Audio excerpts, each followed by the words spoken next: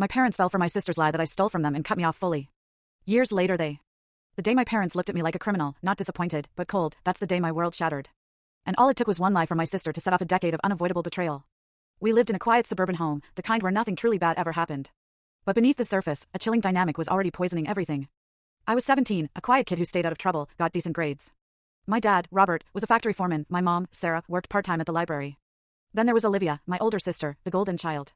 She was 19, already in community college, praised for her ambition. Me?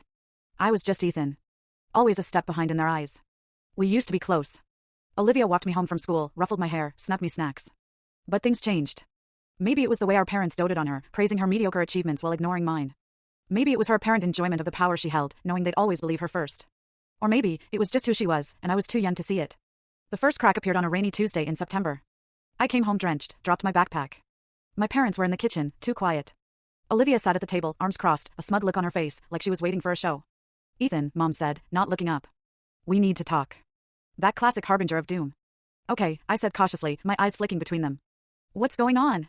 Dad stood, walked to the counter, and held up a small, white envelope. It was torn at the top, my name scrawled in blue. I found this hidden in the laundry hamper, he said, his voice flat. It's from my desk drawer.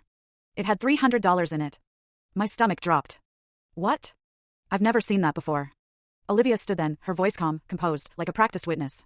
I told you. I saw him sneaking around the office last night. I didn't want to believe it.